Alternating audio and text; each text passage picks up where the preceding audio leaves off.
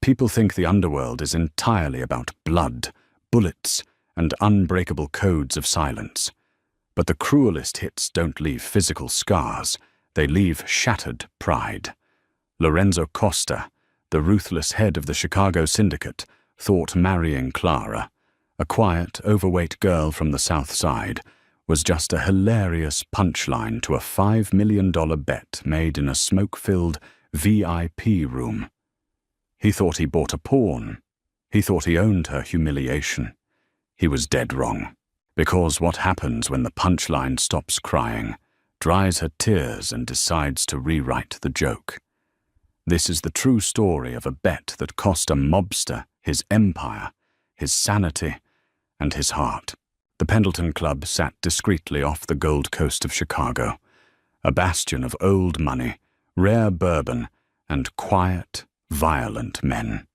It was a Tuesday night in November, the kind of night where the wind off Lake Michigan cuts through wool and bone. Inside the velvet-lined private poker room, the air was thick with the scent of imported Cuban cigars and the quiet clinking of crystal glasses. At the head of the table sat Lorenzo Costa. At 34, Lorenzo was the undisputed king of the Italian syndicate in the city. He was a man carved from ice and ambition, possessing a lethal combination of corporate intelligence and street brutality. Across from him sat Declan Gallagher, the brash, hot-headed leader of the Irish faction operating out of Canaryville. The two men were technically at peace, bound by a fragile truce brokered over shipping routes, but the room crackled with unspoken hostility. The game was high-stakes Texas Hold'em, but the real currency being traded was ego. Enter Clara Higgins. Clara was 24, exhausted, and wearing a poorly fitted white catering uniform that did nothing to flatter her size 18 frame. She worked for Bella's Banquets, a high-end catering service that frequently and blindly serviced the city's criminal elite. Clara wasn't supposed to be in the VIP room. She was covering a shift for a co-worker who had called in sick, desperate for the overtime pay to cover the mounting bills at Mercy Hospital, where her younger sister, Sophie, was undergoing aggressive leukemia treatments. Clara kept her head down, her dark hair pulled into a tight, frizzy bun as she balanced a heavy silver tray of Scotch glasses.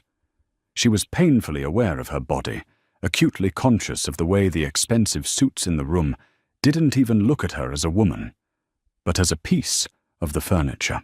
As she leaned in to replace Declan Gallagher's glass, a sudden, booming laugh from one of Declan's lieutenants startled her. Her elbow clipped the edge of Declan's chair. The tray tipped. A single splash of Macallan 25 spilled over the rim of the glass and landed squarely on the cuff of Declan's custom-tailored Tom Ford suit. The room went dead silent. "I am so sorry, sir," Clara stammered, her face burning a deep crimson as she frantically reached for a linen napkin. "Let me... Get your hands off me, you clumsy cow," Declan hissed, snatching his arm away. He looked her up and down, his eyes filled with unfiltered disgust. "Christ, they're letting whales serve the drinks now. Have you been eating the hors d'oeuvres in the kitchen, sweetheart?" The Irish crew erupted into cruel, barking laughter.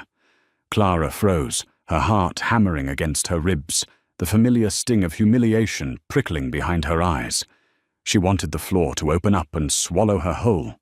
Lorenzo Costa didn't laugh. He slowly twirled a heavy silver poker chip between his long fingers, his dark, calculating eyes shifting from Declan's stained cuff to Clara's trembling form. "Calm down, Declan," Lorenzo said, his voice a low, smooth baritone that commanded instant obedience. "It's just a drop of liquor. Don't take it out on the help." Declan scoffed, leaning back in his chair and wiping his cuff. The alcohol had emboldened him, making him reckless. "You always were soft, Costa, playing the gentleman. Tell you what, since you're so charitable."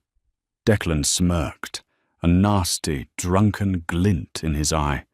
I'll bet you a cool $5 million you wouldn't take a fat pig like that out in public. Hell, I'll bet you $5 million you wouldn't marry her. The room grew so quiet, you could hear the hum of the HVAC system. Even Declan's men looked nervously between their boss and the Italian Don. It was a gross, blatant display of disrespect, not just to the girl, but to Lorenzo. It was a challenge.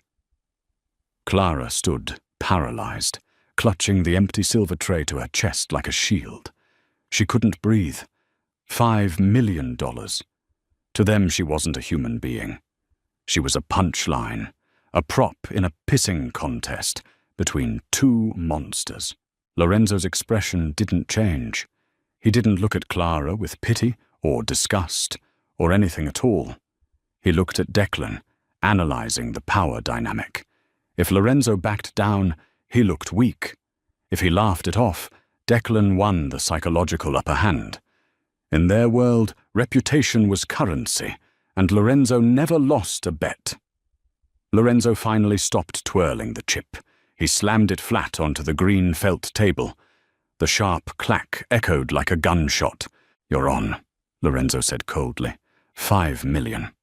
Wire it to the offshore holding account. I'll have the marriage certificate to you by Friday. Clara felt the blood drain from her face. She dropped the tray. It clattered violently against the hardwood floor. Without a word, she turned and fled the room, the sound of Declan's roaring laughter chasing her all the way down the service elevator. The next morning, Clara was fired. The catering manager didn't give a reason, just handed her a week's severance in an envelope and told her to clean out her locker. Clara sat on the edge of her cramped apartment bed in Logan Square, staring at a stack of final notice medical bills. She was completely, utterly ruined. A sharp knock at the door pulled her from her despair. When she opened it, she didn't find her landlord. Standing in the dimly lit hallway was a man built like a brick wall, wearing a sharp charcoal suit. It was Matteo Rossi, Lorenzo Costa's right-hand man and enforcer. "Clara Higgins?" Matteo asked, his tone polite but leaving absolutely no room for refusal. "Mr. Costa would like a word. Please come with me." 30 minutes later, Clara was sitting in a sprawling, glass-walled office on the 42nd floor of Costa Enterprises in the Loop. The city of Chicago spread out below them like a glittering rug. Lorenzo Costa sat behind a massive mahogany desk, reviewing a file. He didn't look up when she entered. "Sit," he commanded. Clara sat on the edge of a leather chair, her hands wringing her cheap cotton purse. Lorenzo closed the file and finally looked at her. In the harsh daylight, he was even more intimidating. His jaw was covered in dark stubble, and his eyes were a piercing, unreadable brown. "I'll keep this brief, Miss Higgins," Lorenzo began, his voice devoid of any warmth. "I am a businessman, and I currently find myself in need of a wife for public relations purposes. A temporary arrangement." 1 year. Clara stared at him, bewildered. You want to marry me? Because of what happened last night?" Lorenzo's expression hardened. "What happened last night is irrelevant. What matters is what I am offering you right now." He slid a thick, bound legal document across the desk. "This is a non-disclosure agreement and a marriage contract. You will be my legal wife for exactly 365 days. You will move into my estate in Lake Forest. You will attend public functions when required. You will not ask questions about my business, and you will not interfere in my personal life." "Why me?" Clara whispered, her voice shaking. "You could have anyone." "Because you are convenient," Lorenzo lied smoothly, never breaking eye contact. "And because I know what you need." He slid a second piece of paper across the desk. It was a bank statement. "I am aware of your sister Sophie's medical condition. I know she needs a bone marrow transplant, and I know your insurance has denied the coverage. Sign this contract, and her medical bills vanish today." The best specialists at Johns Hopkins will fly out tomorrow. When the year is up, you walk away with $2 million, tax-free. Clara stopped breathing. $2 million. Sophie's life saved, all her crushing, suffocating debt wiped out with a single stroke of a pen. She looked at the man across from her. He was a criminal. He was dangerous. And he looked at her as if she were a moderately priced used car he was begrudgingly purchasing.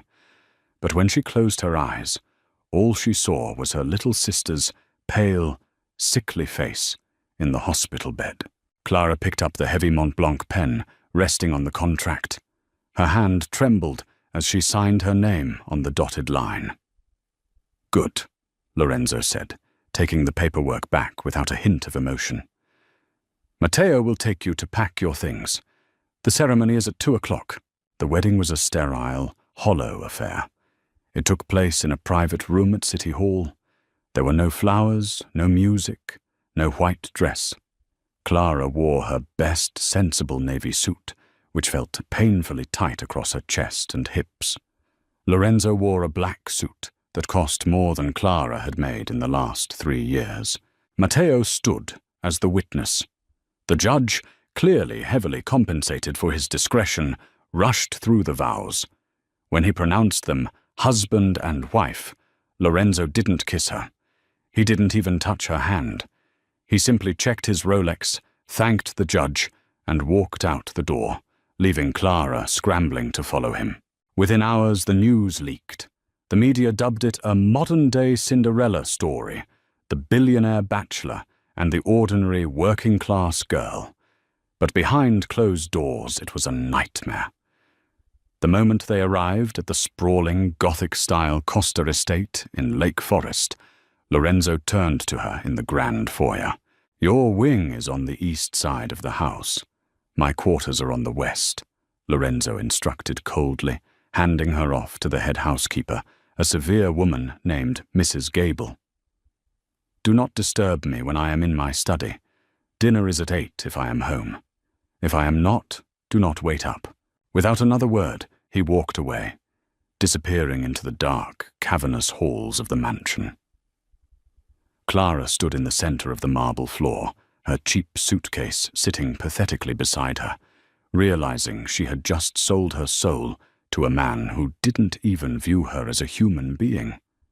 The first 3 months of Clara's marriage were a study in exquisite isolation. The Costa estate was a fortress of limestone and manicured hedges, but to Clara, it was a gilded cage. True to his word, Lorenzo had immediately paid off Sophie's medical debts. The relief of knowing her sister was receiving world-class care was the only thing that kept Clara from breaking under the crushing weight of her new reality. She rarely saw her husband. Lorenzo left before sunrise and returned long after dark.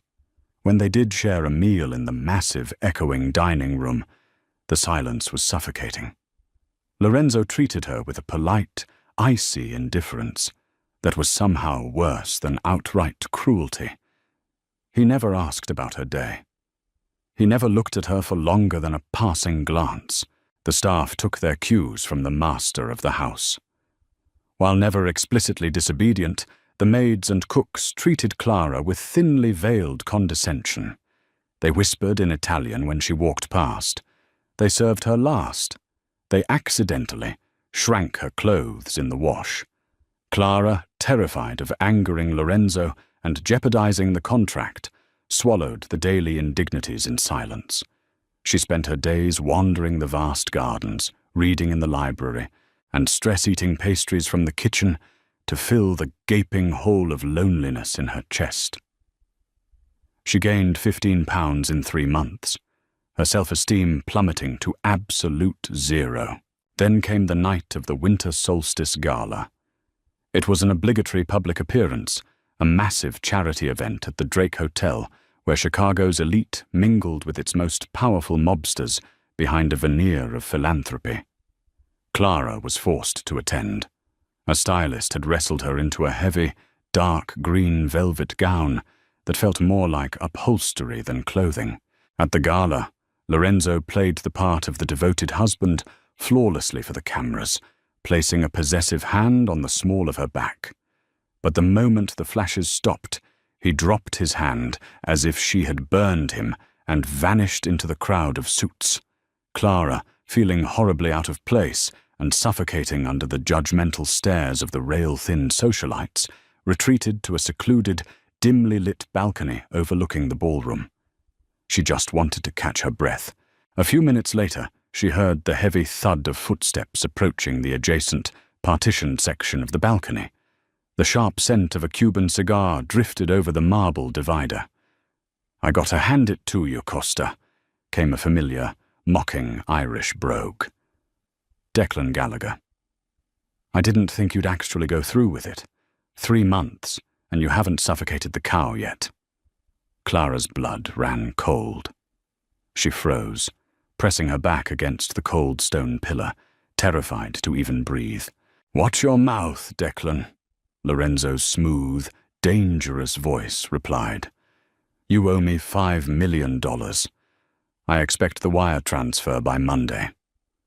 "Oh, you'll get your money," Declan laughed. "But tell me, Lorenzo, honestly, how do you stomach it? Having that massive, frumpy eyesore waddling around your beautiful estate. It's a tragedy, a tragic comedy. The great Lorenzo Costa, tied to a whale just to prove a point to me." Clara clamped a hand over her mouth to muffle the sob tearing at her throat. Tears pricked her eyes, hot and humiliating. "She serves her purpose," Lorenzo said, his voice entirely devoid of emotion. "The media loves the man of the people narrative. It's easing the heat from the feds. And as for her appearance, she stays out of my way.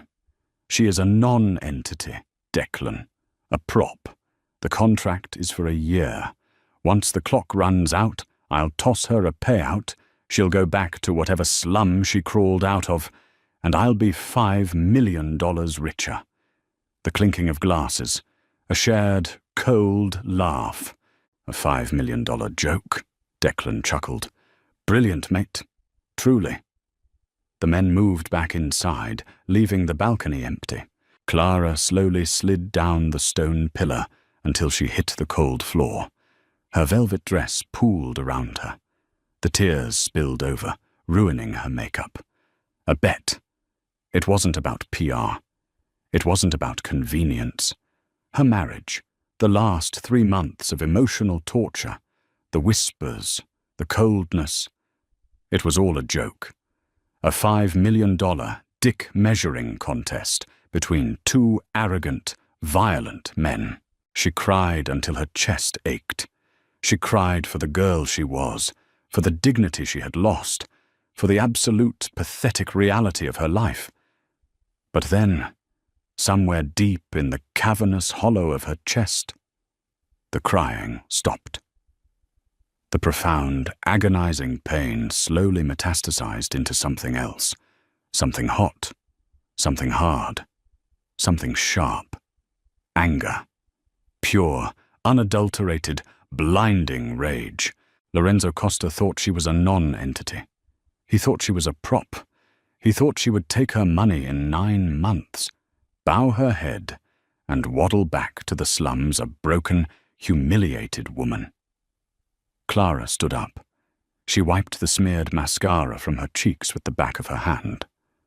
She looked down at her heavy, trembling hands, and then out at the glittering skyline of Chicago. "No," she thought, her jaw tightening. "I won't be your punchline." The next morning, Clara didn't go to the kitchen for pastries. She didn't hide in the library. Instead, she picked up her phone and made a call to a private, highly discreet number she had found in the society pages. "My name is Clara Costa," she said into the receiver, her voice steady and laced with a newfound steel. "I need your elite physical transformation program. I need a nutritionist, a private trainer, and a stylist. I want them here at the Lake Forest Estate, in the East Wing, starting tomorrow at 5 a.m., and absolutely no one is to know." The golden cage was about to become a training ground. The east wing of the Costa estate was vast, impeccably decorated, and entirely forgotten by the master of the house. For Clara, this isolation became her greatest tactical advantage. The morning after the winter solstice gala, the golden cage transformed into a crucible. Clara's secret team arrived through the heavily guarded service entrance at 4:30 a.m. sharp, their discretion guaranteed by exorbitant NDAs and hazard pay. At the helm was Kênh Pierce, an ex-British SAS operative turned elite private trainer who catered exclusively to Chicago's paranoid upper crust. He wasn't there to hold her hand. He was there to break her down and rebuild her from the marrow up. Overseeing her internal overhaul was Dr. Aris Sterling, a ruthless endocrinologist and nutritionist who stripped Clara's diet of every comfort she had ever known, replacing the stress-induced pastries with lean proteins, bitter greens, and a brutal fasting regimen. The first month was unadulterated hell. Clara vomited in the manicured bushes of the estate gardens after grueling sprint intervals. Her muscles screamed, her joints ached, and her mind begged her to quit. There were nights she lay on the cold marble floor of her private bathroom, weeping from the sheer physical agony, staring at the ceiling and wondering if the $5 million joke was destined to be her only legacy. But every time the urge to surrender crept in, Clara closed her eyes and heard Declan Gallagher's drunken, barking laugh. She heard Lorenzo's smooth, emotionless voice dismissing her as a non-entity. A prop. The tears dried up, the fat began to melt, and the rage hardened into a cold, diamond-sharp focus. By month 4, the physical changes were undeniable. The heavy, protective layers Clara had worn her entire adult life were shedding rapidly. Her cheekbones emerged, sharp and aristocratic. Her posture, once slumped in a perpetual state of apology, straightened into a terrifyingly confident spine. To hide her metamorphosis from the estate staff and her phantom husband, Clara adopted a uniform of oversized, shapeless cashmere sweaters and baggy silk trousers. Lorenzo barely noticed. He was engulfed in an escalating turf war with the Canaryville Irish faction, spending his nights out on the docks or locked in his West Wing study, bleeding capital to keep the local politicians and the FBI's organized crime task force off his back. The few times they crossed paths in the echoing hallways, he looked right through her, his eyes glassy with stress and calculating coldness. He saw only what he expected to see. The pathetic, quiet girl he had bought to win a bet, but Clara was no longer quiet. She was listening. Genevieve Dupont, a Parisian expat and social strategist, was the final member of Clara's clandestine team. While Kênh built her body, Genevieve weaponized her presence. She taught Clara the subtle arts of psychological dominance, how to hold eye contact until the other person broke, how to modulate her voice to command a room without raising it, and the lethal grace of high society etiquette. More importantly, Clara began an education of her own. She realized that physical beauty was fleeting, but financial leverage was absolute. Using the quiet hours of the night, Clara began to slip into Lorenzo's study. He was arrogant enough to believe his home was impenetrable, leaving crucial documents in his unlocked mahogany desk. Clara possessed a photographic memory, a skill she had previously only used to memorize seating charts at Bella's banquets. Now, she used it to memorize the labyrinthine structure of Costa Enterprises. She traced the flow of illicit cash from the underground casinos in the South Loop, through a web of shell companies registered in Delaware, straight into offshore accounts in the Cayman Islands. She discovered the names of the aldermen on Lorenzo's payroll. She memorized the shipping manifests of the illicit cargo arriving at Port of Chicago. One rainy Tuesday in month 7, Clara found a ledger detailing the exact financial vulnerabilities of Declan Gallagher's Irish syndicate, weaknesses Lorenzo was preparing to exploit. She also found the holding account where the $5 million bet was sitting in escrow. Clara sat in the leather chair of her husband's study, the glow of a small penlight illuminating the incriminating numbers. A dark, wicked smile touched her lips, a smile Lorenzo had never seen. She wasn't just going to survive the end of this contract. She was going to own them both. October descended on Chicago with a biting, icy wind. It was month 11 of the contract. 30 days left until Clara was supposed to be quietly discarded with a $2 million payout and a gag order. The event of the decade was upon them. The La Cosa Nostra Centenary Gala, held at the Field Museum.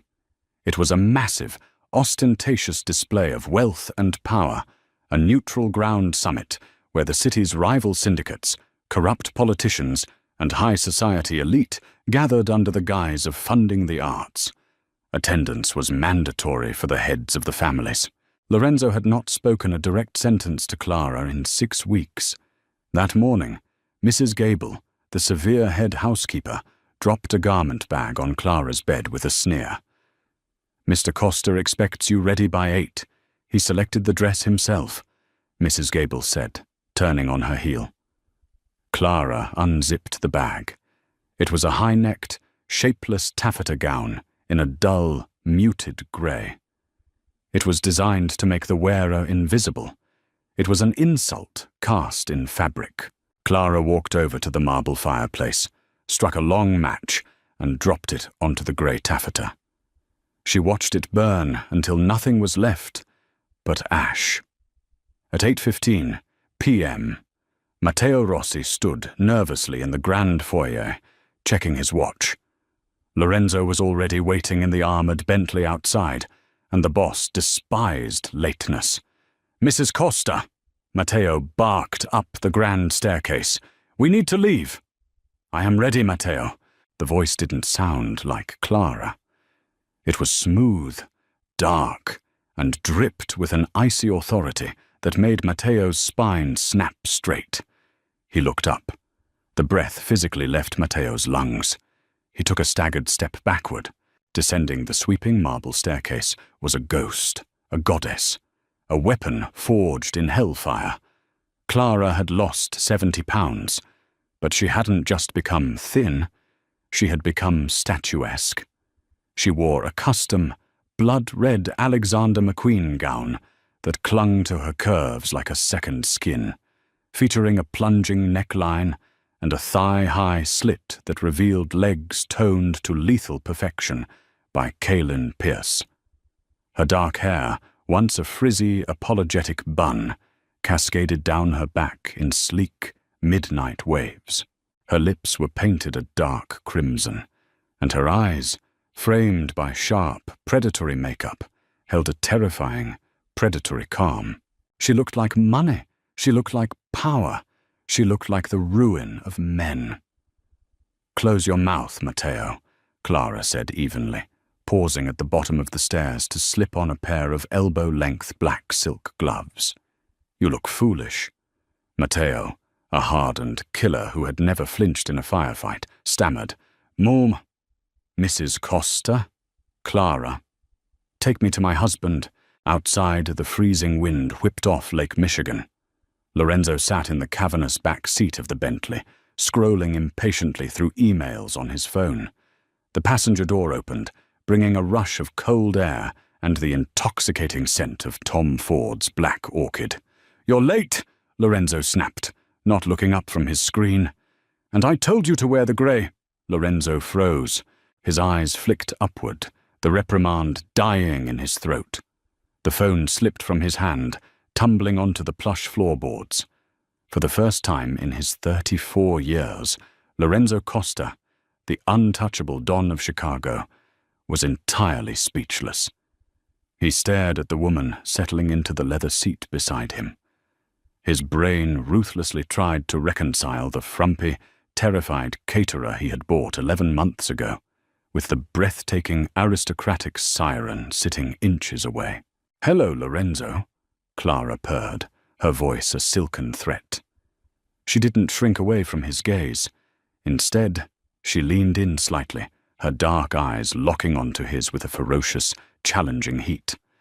I decided grey wasn't my colour. Lorenzo's jaw tightened. A chaotic storm of shock, confusion, and a sudden, violent surge of possessive lust flared in his chest. He reached out, his large hand hovering just inches from her bare shoulder, as if trying to prove she was a hallucination. "Clara," he whispered, his voice dangerously low. What is this?" "This," Clara replied, casually brushing his hand away with a dismissive flick of her wrist, "is what a $5 million investment looks like. Try to keep up." The drive to the Field Museum was suffocatingly silent. Lorenzo couldn't tear his eyes away from her. The dynamic in the car had shattered and reformed. He was no longer the apex predator, and he knew it. When the Bentley pulled up to the red carpet, the flashbulbs of the paparazzi went into a blinding frenzy. Lorenzo stepped out first, offering his hand as a matter of protocol. Clara ignored it. She stepped out of the vehicle with the predatory grace of a panther, the blood-red gown catching the flashing lights like a fresh wound. The crowd went dead quiet. The paparazzi lowered their cameras in sheer awe. As they walked up the grand stone steps and entered the massive, vaulted atrium of the museum, the effect was apocalyptic. The elite of Chicago's underworld stopped mid-sentence. Glasses paused halfway to lips. Every eye in the cavernous room snapped to the woman in red. Standing by a towering skeleton of a T-Rex was Declan Gallagher, surrounded by his Irish lieutenants. He held a glass of champagne, holding court with an arrogant smirk. Clara locked eyes with Declan from across the room. She didn't look away. She smiled, a slow, terrifying smile that promised absolute destruction. Declan's smirk vanished. The champagne glass slipped from his fingers, shattering violently against the marble floor. The shattering of Declan Gallagher's champagne glass echoed like a gunshot in the vaulted atrium of the Field Museum. For 10 agonizing seconds, nobody breathed. The string quartet in the corner had completely faltered, their bows frozen over their instruments. The elite of Chicago's underworld, men who orchestrated violence before their morning espresso, stared in absolute, paralyzed bewilderment at the woman standing at the center of the room. Clara did not flinch. She did not look at her shoes. She held her chin high, the blood-red Alexander McQueen gown flowing around her like spilled wine, her dark eyes fixed on the Irish mobster with a terrifying, unblinking intensity. Declan's face went through a rapid, comical series of emotions. Shock, confusion, and finally, a deep flush of humiliated rage. He stepped away from the dinosaur skeleton, trying to compose his features into his trademark arrogant sneer, but the attempt fell pitifully flat. He looked down at the shattered glass at his feet, then back up to Clara. Well, Declan drawled, his brogue thicker than usual as he tried to mask his unease. "Mrs. Costa, I must confess, I didn't recognize you. You seem to have misplaced a significant portion of yourself since the last time you were serving me drinks."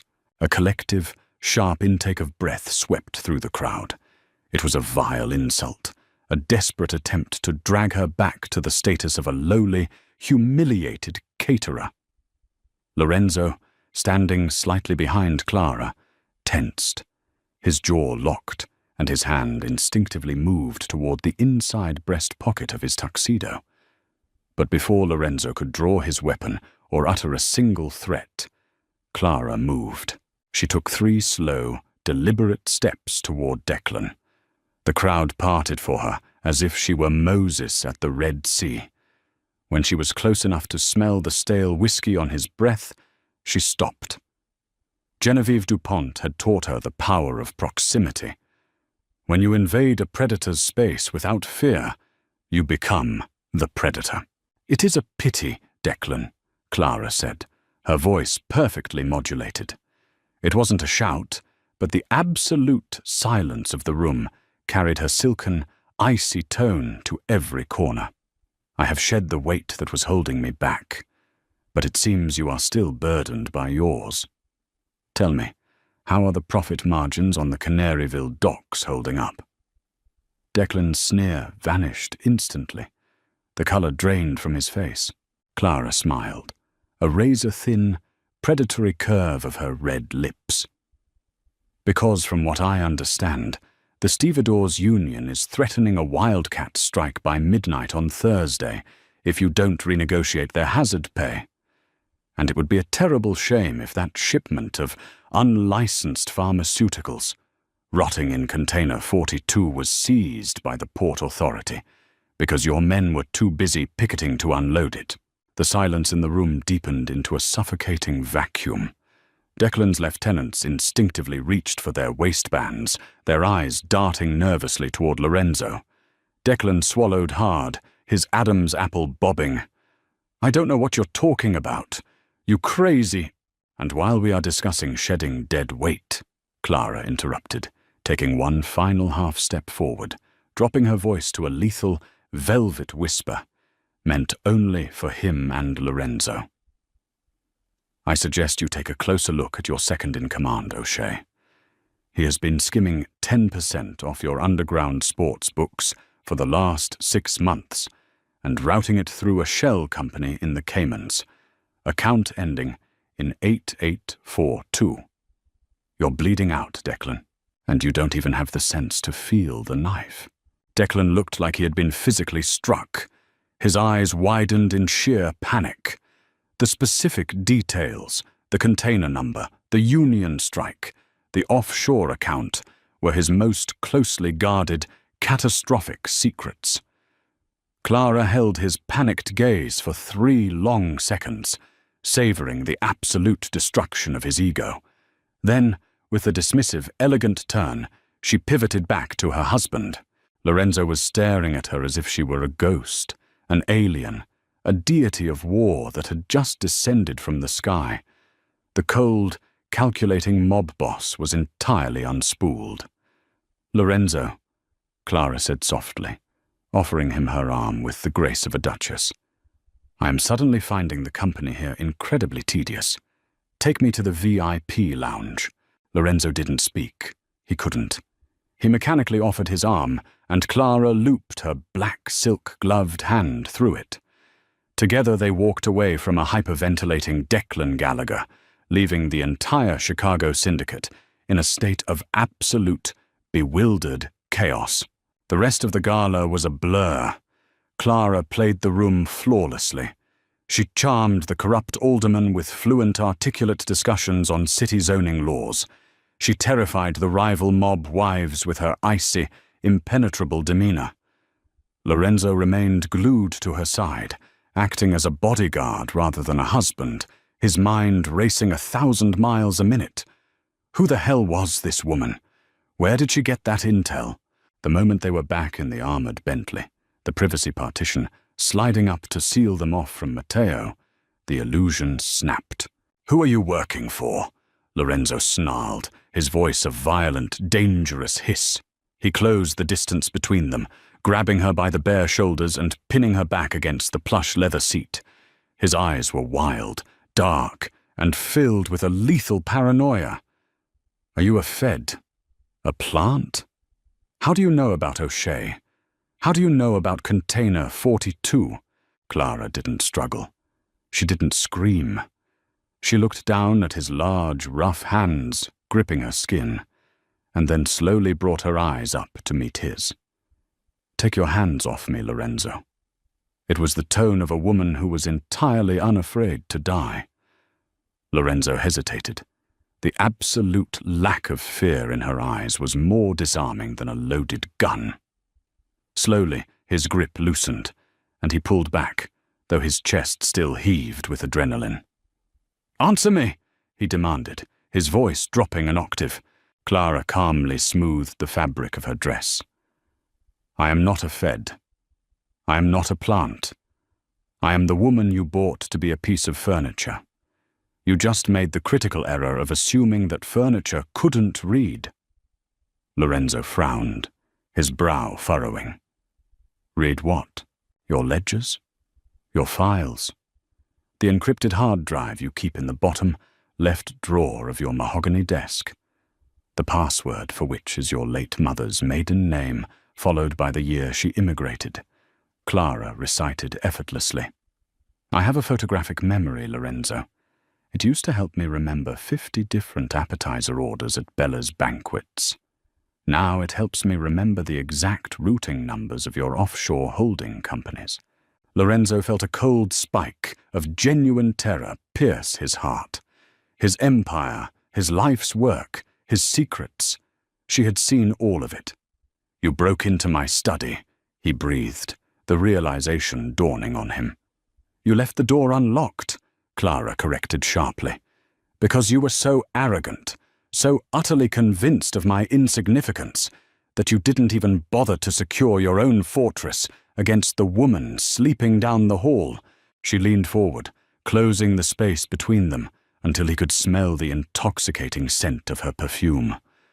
"I know everything, Lorenzo," she whispered, her eyes burning with the fire of 1,000 humiliations. "I know about the bribes to Alderman Davis. I know about the vulnerabilities in your South Loop casinos. And most importantly, I know about the $5 million bet sitting in escrow at the Bank of Geneva." Lorenzo stopped breathing. Clara smiled, a cold, empty expression. "Did you really think I wouldn't find out? Did you think I would just take my $2 million and vanish quietly, letting you two arrogant bastards laugh about the clumsy cow over scotch for the rest of your lives?" "Clara," Lorenzo started, his voice completely hollowed out. "Don't," she snapped, cutting him off with the precision of a scalpel. She leaned back, staring out the tinted window at the passing city lights. "The contract ends in 30 days, but the rules of our arrangement have just changed. From this moment on, you will treat me with the absolute respect that I demand. You will not hide me. You will not dismiss me. Because if you do, Lorenzo, I promise you, I will burn your empire to the ground and dance in the ashes." The morning after the centenary gala, the atmosphere inside the Costa estate had fundamentally altered. The air was thick, suffocating, vibrating with an unseen, electric tension. Lorenzo hadn't slept. He had spent the entire night tearing his West Wing study apart, changing passwords, locking safes, and frantically calling his accountants to verify his holdings. Everything was untouched. Not a single cent was missing. The files were exactly where he left them. It drove him to the brink of madness. Clara hadn't stolen anything. She had simply memorized his ruin. When he finally emerged from his study at 9 a.m., his eyes bloodshot and his tie undone, he found the mansion in a state of quiet upheaval. Mrs. Gable, the severe housekeeper who had spent the last 11 months treating Clara like a pestilence, was standing in the grand foyer, physically shaking. She was holding a stack of freshly pressed linens. "What is going on?" Lorenzo barked. It's Mrs. Costa, sir," Mrs. Gable stammered, her face pale. "She ordered us to pack her belongings from the East Wing." Lorenzo felt a sudden, sharp panic seize his chest. Was she leaving? Was she going to the feds? "Where is she?" She instructed us to move her things into the master suite, sir, with you. She said the East Wing was too drafty." Lorenzo stared at the housekeeper, utterly speechless. Clara was invading his sanctuary. She was planting her flag in the very center of his life.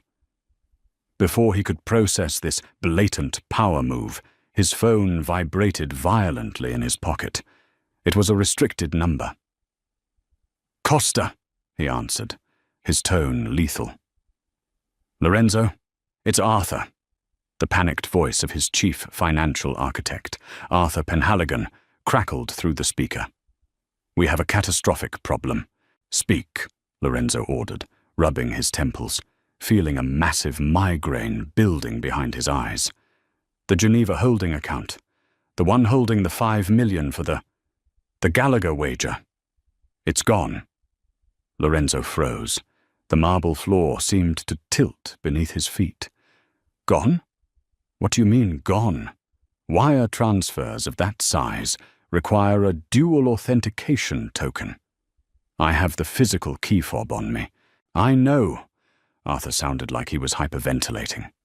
"But the bank received an encrypted authorization packet at 6 a.m. It used your digital signature, bypassed the token requirement using a backdoor protocol we set up for emergencies, and transferred the entire 5 million. "To where?" Lorenzo roared, his composure snapping. "That's the worst part, sir. It wasn't moved to an offshore shell. It was donated, in its entirety, to the Mercy Hospital Pediatric Oncology Wing. The transfer is public. The press already has it. They're hailing you as the greatest philanthropist in Chicago." Lorenzo lowered the phone slowly. Mercy Hospital, the Pediatric Oncology Wing, where Clara's sister, Sophie, was being treated. Clara hadn't just stolen the money. She had weaponized it. She had used his illegal, blood-soaked gambling money to fund a children's hospital, making it entirely impossible for him to reclaim it without looking like a monster to the public and the authorities. She had outplayed him on a level he didn't even know existed. He hung up on the hysterical accountant and marched toward the sweeping marble staircase. He took the steps 2 at a time, his heart hammering against his ribs, a chaotic blend of furious rage and an undeniable, sickening awe coursing through his veins. He threw open the heavy oak double doors to the West Wing master suite. Clara was sitting in his vintage leather armchair by the massive floor-to-ceiling windows overlooking Lake Michigan. She was wearing a perfectly tailored emerald green silk robe, her dark hair cascading over her shoulders. She held a crystal tumbler filled with 2 fingers of his private reserve, Macallan 25, the exact scotch that had spilled on Declan's suit 11 months ago. She looked up as he burst into the room, her expression serene, totally unbothered by the fact that he looked ready to murder someone. "Good morning, Lorenzo," Clara said smoothly, taking a slow sip of the amber liquid. "I hope you don't mind. I prefer the view from this side of the house." Lorenzo slammed the heavy oak doors shut behind him, locking them with a sharp click. He crossed the room in 3 massive strides, stopping just inches from her chair. He loomed over her, a dark, terrifying monolith of violence. "You stole $5 million from me," he said, his voice a low, vibrating growl that vibrated in his chest. "I liberated it," Clara corrected calmly, resting the glass on her knee. "It was blood money, Lorenzo, wagered on my humiliation. I simply repurposed it for something decent. The PR team is going to love it. You're a hero." "I will kill you," Lorenzo whispered, his hands gripping the armrests of her chair, trapping her. He leaned his face down until his nose almost brushed hers. "I will snap your neck, bury you under the foundation of a high-rise, and tell the world you ran away." Clara didn't blink. She reached up, her cool, manicured fingers gently tracing the sharp line of his jaw. The touch sent an involuntary shockwave through Lorenzo's system. It was the first time she had ever willingly touched him. "No, you won't," Clara said softly, her dark eyes locking onto his with absolute, chilling certainty. "Because at 6:05 a.m., 5 minutes after the money was transferred, I sent an encrypted dead man's switch to 3 different investigative journalists at the Tribune and 1 contact at the FBI field office." Lorenzo's breath hitched. "If I am harmed, if I disappear, or if I fail to enter a secure passcode every 24 hours, Clara continued, her voice like velvet wrapped around a steel blade, A file containing the entire structural blueprint of Costa Enterprises, the shell companies, the bribes, the port schedules, the exact locations of your safe houses, will automatically decrypt and publish. Lorenzo stared at her, entirely paralyzed. The beautiful, terrifying woman sitting in his chair wasn't just his wife. She was his executioner. "You bought me to be a pawn, Lorenzo," Clara whispered, her lips ghosting over his jawline. "But you underestimated the board. The game isn't over. It's just that now I am the one moving the pieces. And you are going to help me destroy Declan Gallagher." The silence in the master suite was absolute, broken only by the rhythmic crashing of the icy Lake Michigan waves against the seawall outside. Lorenzo Costa stared at the woman sitting in his leather chair, the woman he had bought for $5 million. He had expected tears, begging, or perhaps a quiet, terrified retreat. Instead, he was looking down the barrel of a brilliantly orchestrated hostile takeover of his own life. Slowly, the murderous tension in Lorenzo's shoulders began to dissolve, replaced by a dark, twisting sense of awe. He was a man who respected power above all else, and Clara was currently radiating it like a nuclear reactor. He took a step back, running a hand through his dark hair, a hollow, breathless laugh escaping his lips. "You're out of your mind.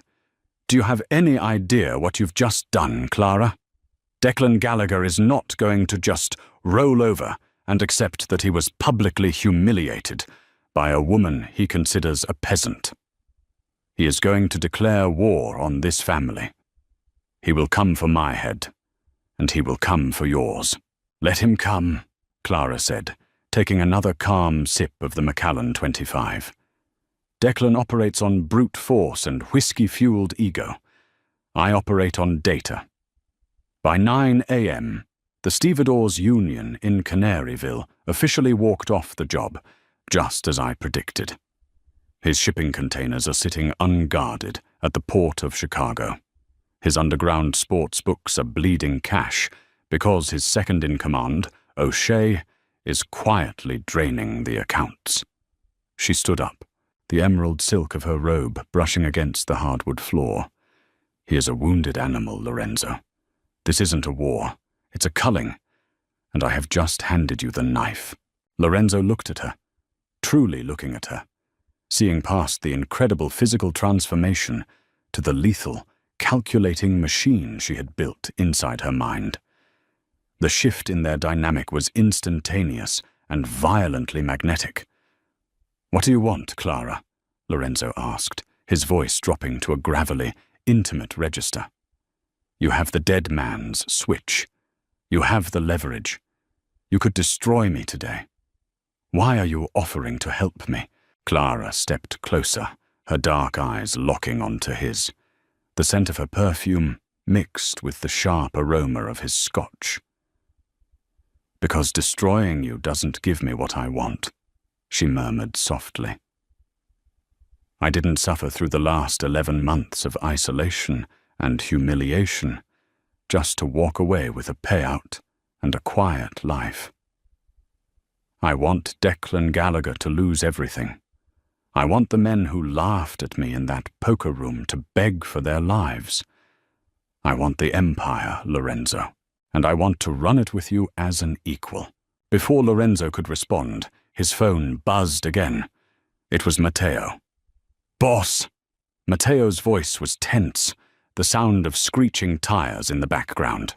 "We have a massive problem. Alderman Richard Davis just called. The press is swarming him about your $5 million hospital donation. But that's not the worst part. Gallagher's crew just hit 2 of our South Loop casinos. They shot out the windows and firebombed the entrances. It's open warfare." Lorenzo's eyes flashed with predatory excitement. He looked at Clara, who hadn't flinched at the news. "Get the men ready," Lorenzo barked into the phone. "Lock down the estate. We go to ground." He hung up and turned to his wife. "Get dressed, partner. We're going to the safe house. The next 48 hours were a masterclass in organized chaos. Lorenzo and Clara operated out of a fortified subterranean bunker beneath a defunct meatpacking plant in the West Loop. For the first time in his life, Lorenzo deferred to someone else. Clara set up a command center with 3 encrypted laptops, systematically dismantling Declan's financial infrastructure, while Lorenzo's soldiers, led by Matteo, engaged in bloody, tactical skirmishes on the streets. Clara waged a silent, devastating war on the digital front. She froze Declan's offshore accounts using the routing numbers she had memorized. She anonymously tipped off the DEA about the exact location of Declan's unlicensed pharmaceutical shipments. Within 2 days, the Irish syndicate was crippled. They couldn't pay their men, they couldn't move their product, and the police were closing in. On the 3rd night, the tension in the bunker reached a boiling point. Lorenzo was pacing the concrete floor, a map of the city spread out on the table, marking Declan's shrinking territories. He looked exhausted, his dress shirt unbuttoned, his sleeves rolled up to reveal dark tattoos wrapping his forearms. Clara was sitting at a terminal, rubbing her tired eyes. She wore black tactical trousers and a tight black turtleneck, her hair pulled back into a severe ponytail. "I've got him," Clara whispered suddenly, her fingers flying across the keyboard. Lorenzo stopped pacing and rushed to her side, leaning over her chair. The heat radiating from his chest pressed against her back. "What is it?" "I found the digital trail for O'Shea's embezzled funds," Clara said, a wicked smile playing on her lips.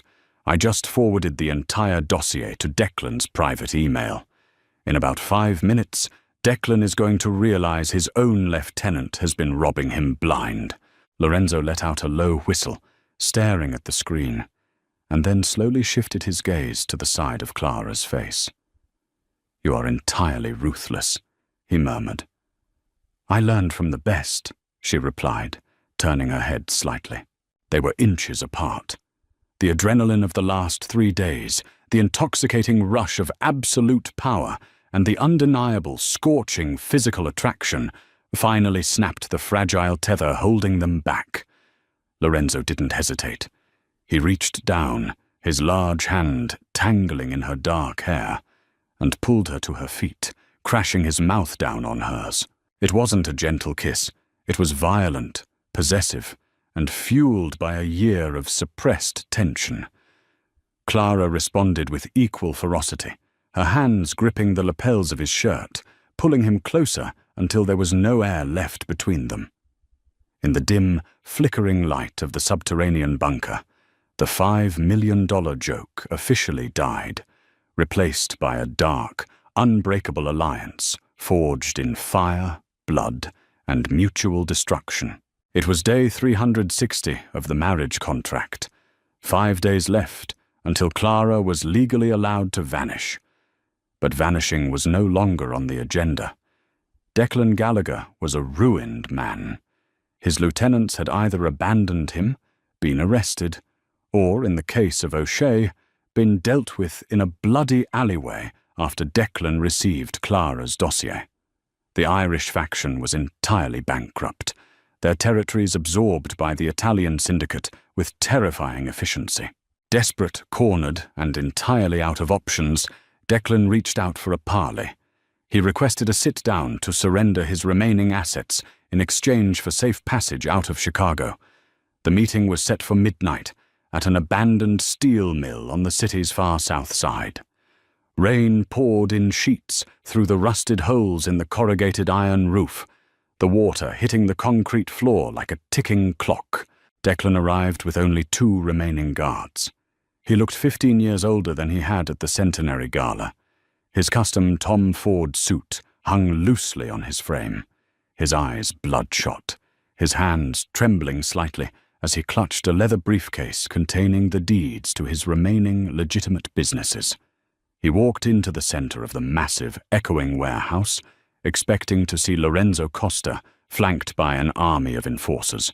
Instead, a single spotlight illuminated a solitary figure sitting at a rusted iron desk.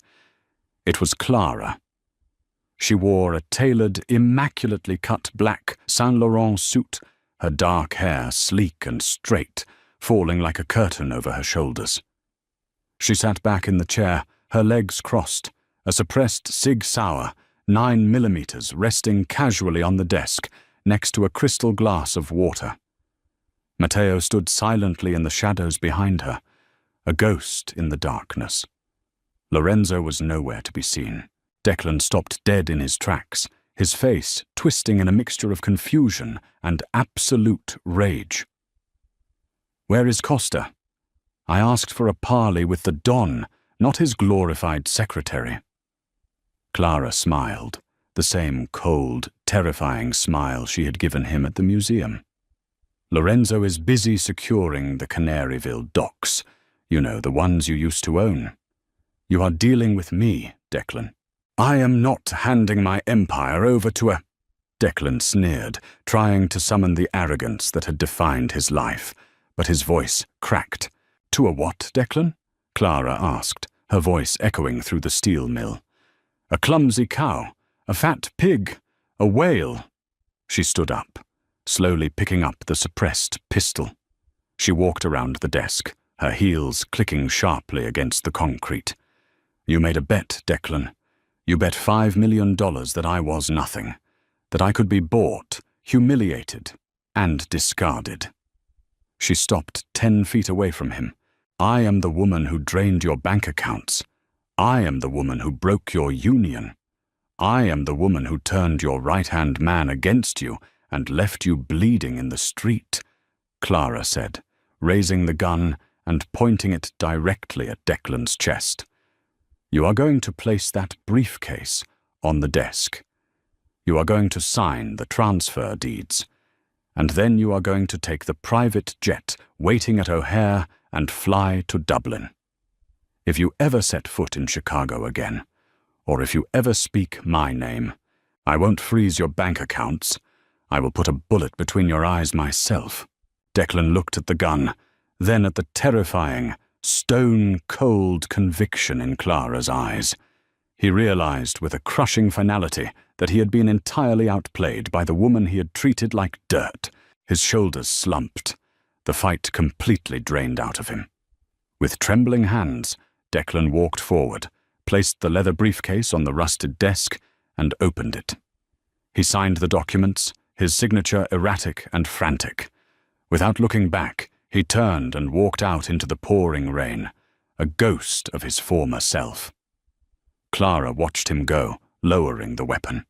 From the shadows on the upper catwalk, slow, deliberate clapping echoed through the warehouse. Lorenzo descended the iron metal stairs, his dark eyes fixed on Clara with a look of absolute worship. He walked over to the desk, glancing at the signed documents that officially made him the undisputed king of Chicago. But he didn't care about the paper. He cared about the queen who had secured it. 5 days later, day 365, Clara stood in the grand office of Costa Enterprises, looking out at the glittering skyline. The city was theirs. The media was still running stories about the philanthropist mob boss and his brilliant, stunning wife who spearheaded the Costa Charitable Foundation. The feds had backed off, lacking any financial evidence to build a RICO case. The heavy mahogany doors opened, and Lorenzo walked in. He carried 2 items, a bottle of Macallan 25 and a thick, bound legal document, the marriage contract. He walked over to his desk, poured 2 glasses of scotch, and handed one to Clara. "Today is the day," Lorenzo said, his voice low, his eyes searching hers. "The contract is fulfilled. The $2 million has already been transferred to your private account. You are a free woman, Clara. You can walk out that door, never see me again, and live the rest of your life as a very wealthy, very dangerous woman." Clara looked at the document on the desk. Then she looked at the man standing before her, the monster who had bought her, the partner who had fought beside her, the man who had ultimately recognized her true worth when the rest of the world only saw a punchline. Lorenzo picked up the contract. He didn't ask her a question. He didn't beg. He simply pulled a silver Zippo lighter from his pocket, sparked the flame, and touched it to the corner of the paper. They watched together in silence as the contract burned to ash, dropping the remnants into a heavy glass ashtray on the desk. "I don't want a contract," Lorenzo murmured, stepping into her space, his hands wrapping possessively around her waist, pulling her flush against his chest. "I want my wife. I want my Don. I want you, Clara. Forever." Clara smiled, sliding her arms around his neck, the power radiating from her very core. She was no longer the frightened girl from the South Side. She was Clara Costa, and she owned the monster, the money, and the city. "I'm not going anywhere, Lorenzo," she whispered against his lips. "We have an empire to run. What started as a cruel $5 million joke in a smoke-filled room ended with the absolute destruction of a Mafia empire and the birth of a brand-new Queen of Chicago. Clara didn't just survive the humiliation. She weaponized it, completely outsmarting the most dangerous men in the city and taking the throne for herself. This is the ultimate proof that you should never underestimate the quiet ones in the room. If this epic tale of revenge, dark romance, and a jaw-dropping glow-up kept you on the edge of your seat, smash that like button right now. Share this incredible story with anyone who loves a powerful, mastermind female lead who flips the script on her enemies. Don't forget to subscribe and turn on notifications so you never miss out on our thrilling, true-life, and dark romance storytelling videos. Let us know in the comments. What was the most satisfying moment of Clara's revenge for you? See you in the next video.